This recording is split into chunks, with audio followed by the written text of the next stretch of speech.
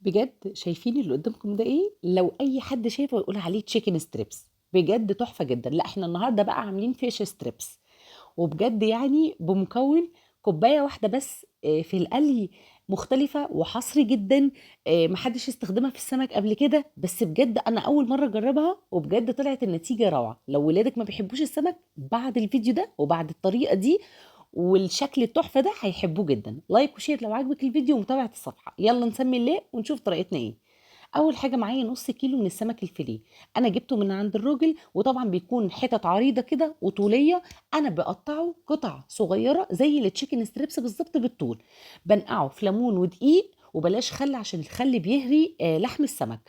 ليمون ودقيق 10 دقايق، وبعد كده بشطفه واصفيه كويس جدا من الميه.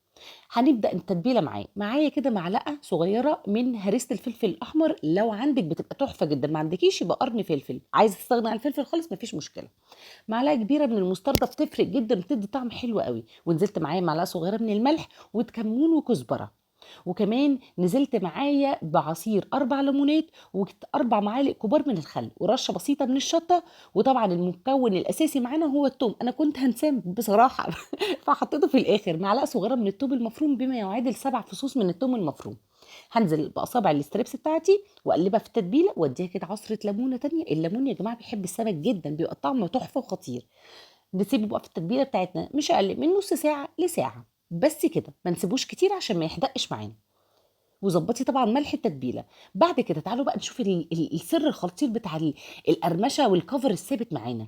انا شلت الستريبس بتاعي من الخلطه، وابتديت اضيف عليها.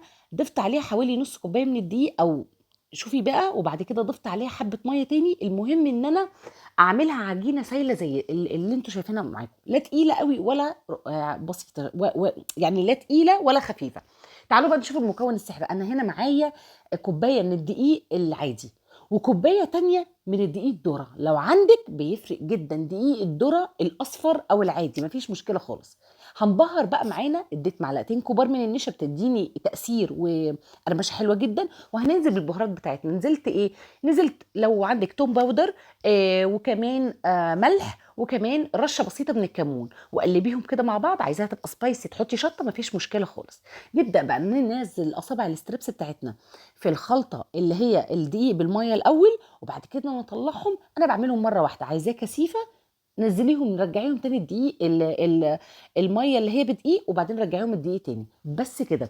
ملاحظه مهمه جدا، الكميه اللي هتعمليها دلوقتي تتقلي في نفس الوقت. ما تسيبهوش، لان كده ساعتها الكفر ده هيعجن منك، وتنزليه في الزيت هيفصل معاكي. تمام. هنعمل كميه بكميه على قد الطاسه على قد الطاسه.